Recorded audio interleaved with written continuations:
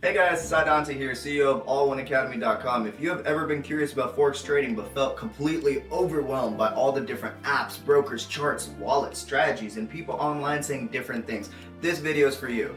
I'm going to walk you through step by step everything you actually need to know to get started from absolute zero.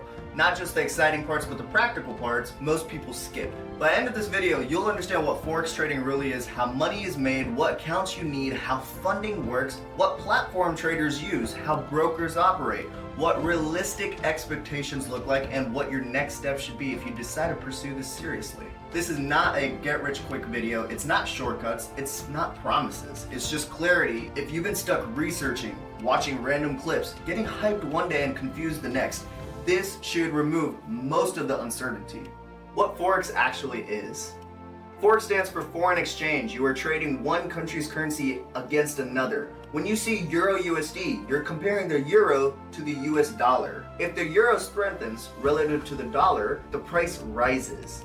If it weakens, the price falls. You're not buying physical currency. You're not storing money somewhere. You're not speculating on price movement. Currencies move because of economic strength, interest rates, inflation, government policies, geopolitical events, and large institutional flow of money. The market exists because of businesses, governments, banks, and investors constantly need to exchange currencies. How money is made. At the most basic level, money in Forex is made from price movement, not from holding an asset long term like you would with stocks or real estate. You're not collecting dividends, you are not waiting years for appreciation, and you are not buying ownership in anything. You are trading the change in value between two currencies. Every movement is priced and measured in small increments called pips. When price moves in your favor, your position gains value. When it moves against you, your position loses value. It's that simple conceptually, but the execution is where skill comes in. One of the biggest misconceptions beginners have is thinking they need huge moves to make money. In reality, professional traders often focus on relatively small, controlled movements and repeatable setups rather than trying to hit home runs. Consistency beats occasional big wins. Another thing that surprises people is that you can make money whether the market goes up or down. You are not limited to buying and hoping things rise. If you believe a currency will weaken, you can sell first and potentially profit as price drops. The two directional opportunity is one of the reasons Forex attracts so many different traders all around the world.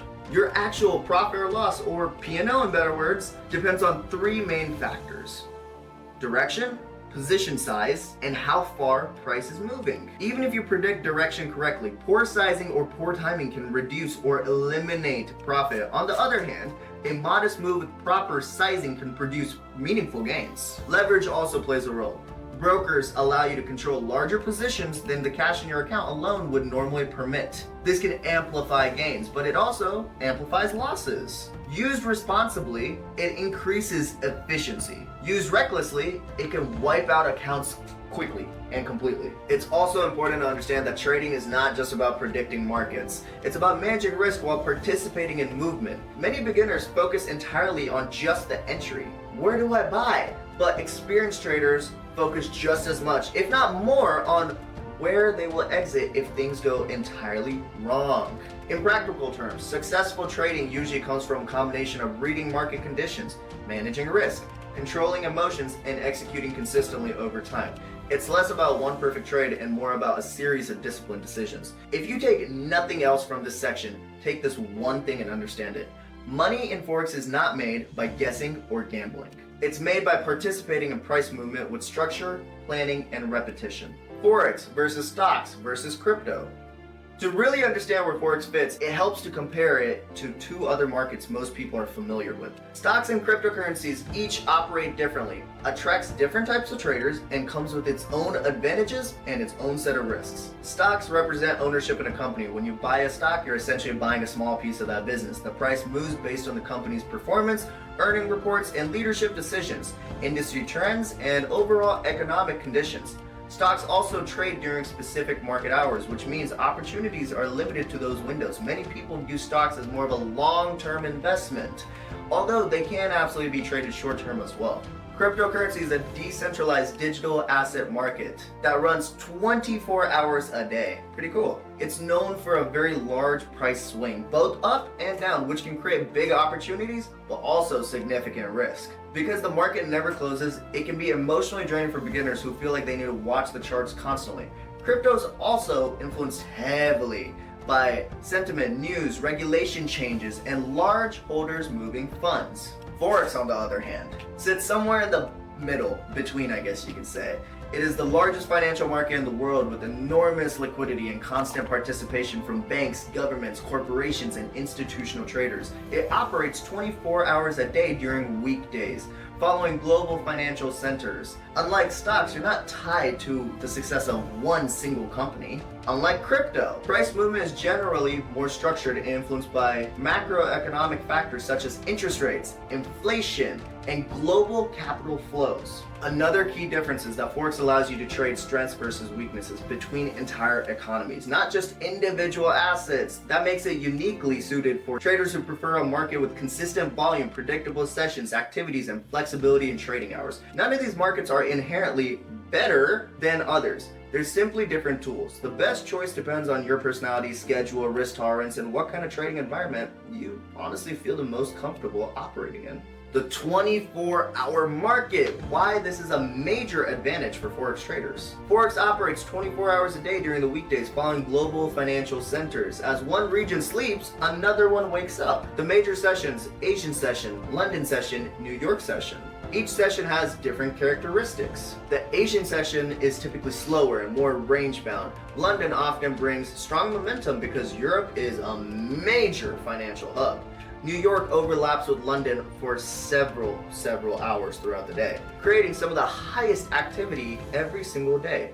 Why does this matter? Because you are not forced into one rigid schedule. If you work a job, you go to school, or have other commitments, you can still find trading windows that fit your lifestyle. With stocks, if you miss market hours, you're done for the day. With Forex, there are opportunities across multiple time zones. This flexibility is one of the biggest lifestyle advantages in this market. Day trading versus swing trading versus intra-trading. These terms describe how long you typically hold a position, and understanding the differences helps you choose an approach that fits your schedule, personality, and goals. Day trading means opening and closing trades within the same day, sometimes within minutes or hours.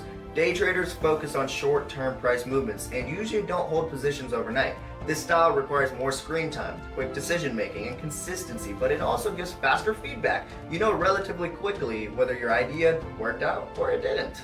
Swing trading involves holding trades for several days to a few weeks. Instead of reacting to every small move, swing traders aim to capture larger trends or swings in price. This approach typically requires less time in front of the charts each day and can feel less intense, but it also requires patience, the ability to tolerate price fluctuation while the trade develops. Investing is a long-term thing by nature. Positions may be held for months or even years, with the goal of benefiting from major economic or market shifts over time. Investors focus more on fundamentals and big picture trends rather than short-term price action.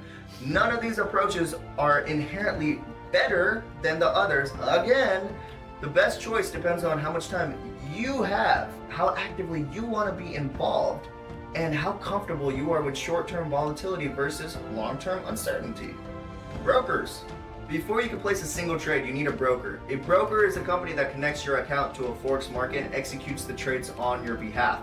As an individual trader, you can't access the global currency market directly. Everything runs through the brokerage firms. That's providing pricing, liquidity, and order execution. Think of your broker as the gateway between you and the financial system. Your funds sit in a brokerage account. When you click buy or sell, the order is routed through the broker to large institutions that supply the actual market prices. Without a broker, there is simply no way to participate in the Forex market. Most brokers make money through the spread, which is the small difference between the buy price and the sell price, and sometimes through commissions per trade. Some also charge financing costs if you hold a position overnight.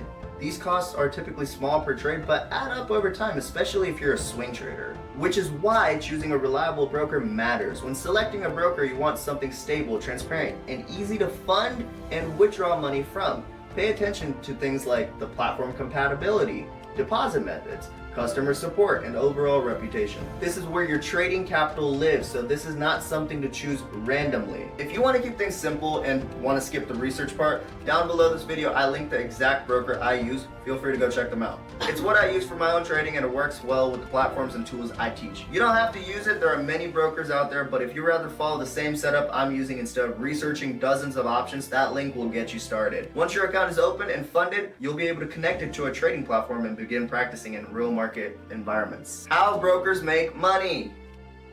A lot of beginners wonder, if I'm making money trading, where does the broker get paid? The answer is the brokers are not relying on you to lose. They're running a financial service business they earn from facilitating trades. The most common way brokers make money is through something called spread, which is the small difference between the price you can buy at and the price you can sell at.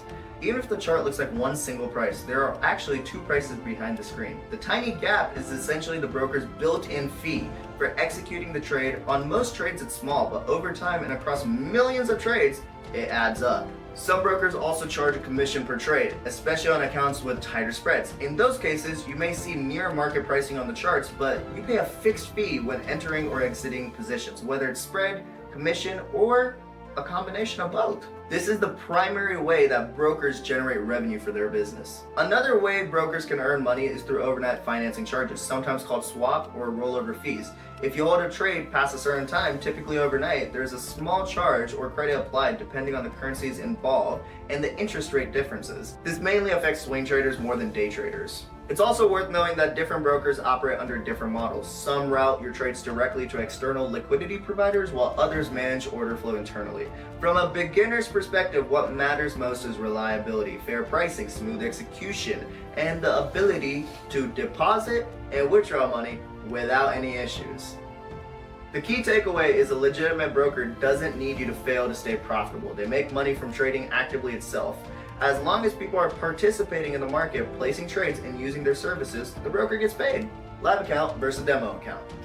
A demo account uses simulated funds. It allows you to participate placing trades without financial risk. A live account uses real money. That means decisions carry emotional weight. I often tell my students something very simple.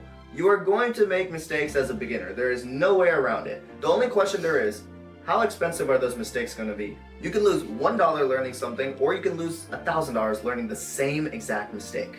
Which would you prefer? Would you rather make rookie errors in an environment where nothing affects your financial well-being, or would you rather discover those mistakes while real money is on the line? Most beginners underestimate how emotional trading becomes when money is involved. Fear causes hesitation. Greed causes overtrading. Losses can trigger revenge behavior. None of that shows up properly in demo trading. So demo accounts are excellent for learning mechanics, how to place trades, how the platform works, how stop losses and take profits function. Live accounts teach psychological control. Both serve a purpose. By the way guys, if you guys are enjoying this video so far, drop a thumbs up and subscribe. Please, this helps out the channel so much and also lets me know that you guys are enjoying this kind of content so I can create more. Now back to the video. Why some brokers use crypto. Many brokers accept cryptocurrency deposits because it allows for fast, global transfers without relying entirely on traditional banking systems. Instead of waiting on bank approvals, international wires, or dealing with regional restrictions, crypto can move funds across borders much more efficiently. Transactions typically settle faster, and for traders in different countries, this can make funding and withdrawals far more accessible. It also gives you more direct control over your money. You're not dependent on multiple banks or institutions to move your funds. To purchase and send crypto, many people use well-known exchanges or apps such as Coinbase, Binance, or even Bitcoin section inside a Cash App. These are simply tools to convert your regular money into cryptocurrency so you can transfer it to your broker. I'm not sponsored by any of them, to make it clear. They're just commonly used options that a lot of beginners find easy to start with. That said, using crypto also means you need to understand the basics of wallets, addresses, and network fees. Transfers are not reversible the way bank transactions sometimes are. If you send funds to the wrong address or select the wrong network, that money can be permanently lost. So always double check every detail before confirming a transaction. Red flags when choosing a brokerage for you to trade with. Choosing the right broker is extremely important because this is where your trading capital will be held. You can have the best strategy in the world, but if your broker is unreliable, none of that matters. One of the biggest red flags is consistent complaints about withdrawals. If you see a large number of traders saying they had trouble getting their money out, experienced long delays, or had requests denied without clear reasons, that's a serious warning sign. Depositing money is usually easy everywhere. The real test is, how easy can you withdraw the money back? Another red flag is a lack of transparency. If fees, spreads, commissions, or policies are unclear, buried in a fine print, or consistently changing, that's not a good sign. A reputable broker should clearly explain how they make money and what costs you'll face. Be cautious of brokers that make unrealistic promises such as guaranteed profits, risk-free trading, or claims that trading is easy money. A broker's role is to provide market access, not to sell dreams. Anyone pushing exaggerated outcomes is likely focused more on getting deposits than supporting traders. Aggressive pressure to deposit immediately is another warning sign. Legitimate brokers don't rush you or use high-pressure tactics. You should not feel like this is a sales call by going and talking with a broker or chatting with their support. You should feel free to do your own research, compare options, and make decisions at your own pace. Also pay attention to customer support quality. If the support is slow, unhelpful, or non-existent before you even open an account, it probably won't improve once your money is inside. Finally, look at the overall reputation across multiple independent sources, not just testimonials on the broker's own website. Reviews, trading communities, and forums can reveal patterns that marketing materials won't. At the end of the day, a trustworthy broker focuses more on providing stable access to the market, fair pricing, and reliable withdrawals, not over-the-moon promises, pressure, or confusion. Funding and wallets. Before you can place a trade, you need to fund your brokerage account, in other words, deposit money into it so you actually have capital to trade with. The exact process depends on the broker, but many Forex brokers today support cryptocurrency deposits in addition to traditional methods like bank transfers or cards. When crypto is involved, the process usually happens in a few steps. First, you have to move money from your bank account into a crypto exchange or app, places where you can purchase digital assets. Many beginners use platforms like Coinbase, Binance, or even Bitcoin section within Cash App like I mentioned earlier, because they're widely known and relatively easy to navigate. These are simply tools to convert your regular money into cryptocurrency so it can be transferred. Once you purchase the crypto, you typically send it to a personal wallet or directly to your broker's deposit address. The wallet acts as a secure holding place that you control, separating your funds from the exchange itself. From there, your broker credits your trading account once the transaction is confirmed on the blockchain. Using crypto can make funding much faster and more accessible globally, but it also comes with responsibility. Transfers are not reversible the way bank transactions sometimes are. If you send money to the wrong address, the wrong type of network, your funds and money can be permanently lost. I know I already said this earlier, but guys, this is big and you need to be cautious. That's why experienced traders always double check addresses and details before confirming any transaction. You may also encounter small fees along the way, such as network fees or sending crypto, conversion costs when buying it, or processing fees from the broker. Those are usually minor, but it's always good to be aware of them so there is no surprises. The main goal of this step is move capital from your everyday financial account into your trading environment safely and efficiently, while maintaining control over your funds throughout the process. Why tiny accounts struggle? Very small accounts restrict flexibilities. Position sizing becomes limited. A few losing trades can have large percentage impacts. Emotional pressure increases because every dollar matters more. It is not impossible to grow a small account, but it requires discipline and patience. Never trade money you can't afford to lose. Different kinds of platforms that you can use in trading. Your broker holds your account. Your trading platform is where analysis and execution happen. There are many platforms available. MetaTrader 4, MetaTrader 5, CTrader, TradeLocker, DXTrader, NinjaTrader, and there's so many more just to make it clear. Proprietary broker platforms, each has different features, interfaces, and tools. MetaTrader and TradeLocker are among the most widely used for retail trading, and by the way, these are the platforms I personally use myself. They allow you to view charts, apply indicators, analyze price movement, and place trades. Think of your broker as the bank and your platform as the dashboard where you drive. TradingView, what it is and why traders absolutely love it. TradingView is one of the most popular charting and analysis tools in the world. It's not a broker, it's not where your money is held. Instead, it's a platform used to study price movement, mark up charts, and plan trades before executing them somewhere else. Think of TradingView as a powerful visual workspace for traders. It allows you to view clean, customizable charts across many markets: Forex, stocks, cryptos, indices, metals, commodities, and many more. And the best part, it's all in one place.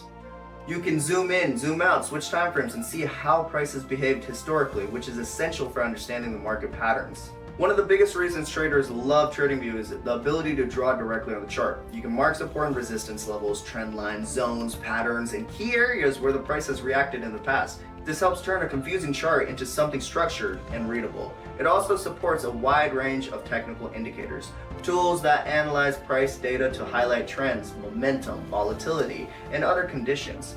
Beginners often start with simple indicators, while more experienced traders customize their setups heavily. Another advantage is that TradingView is web-based, meaning you can access it from almost any device without installing complicated softwares.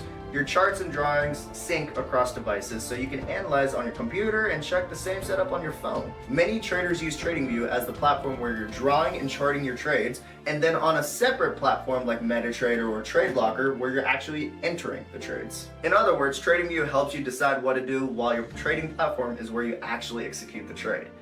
There's also a large community aspect built in. Traders share ideas, chart setups, and custom indicators. While you shouldn't blindly follow anyone else, it can be a useful learning environment when used responsibly. For beginners, TradingView is one of the easiest ways to start learning how to read charts because everything is clean, visual, and easy to use. It removes a lot of the technical friction and lets you focus on understanding how price moves. Trade management basics. Every trade should have structure. A stop loss limits how much you can lose. A take profit locks in gains at a chosen level. This framework is part of risk management, one of the most important aspects of trading. Most beginners focus on entries. Experienced traders focus on protection. If you want a deeper breakdown on risk management specifically, I do have content on that topic on this channel. You can check out that video after, it's linked down below. What happens after the setup? Opening accounts does not make someone a trader. Skill develops through observation, practice, and repetition, and most importantly, emotional discipline. You learn how price behaves, how patterns form, how to manage uncertainty, and how to stay consistent under pressure. Realistic expectations. Trading is not an instant income at the start. It's a skill that takes time to develop. A lot of what you see online represents people much further along in their journey. Do not compare your chapter 1 to somebody else's chapter 20. Behind every experienced trader are years of mistakes, lessons, and refinement that you don't see. Progress may feel slow at first. That is normal. Consistency matters more than the occasional big wins. Patience matters more than the excitement. If you made it this far in this video, I genuinely hope this video gave you more clarity, removed any kind of confusion, and gave you a starting point to get started in Forex. If you have any questions, you can DM me on Instagram, especially if you came from this video, and I always do my best to try to respond very quickly. If you want structured guidance so that you don't have to do everything on your own, directly below this video there's going to be a link where you can directly schedule a call with me. Or if you just have a simple question or just want to tell me what your favorite part about this video was, you can also DM me on Instagram. We can talk about your goals, your starting point, the path that makes the most sense for you. Below you'll also find different videos, such as videos that will help you with your mentality, videos that will help you with overtrading, and different links as the broker that I personally use. If this video helped you, comment below what your biggest takeaway was. I read those personally. Drop a like, subscribe if you want more content like this, and I'll see you on the next one. Clarity always beats confidence. Peace out, snipers.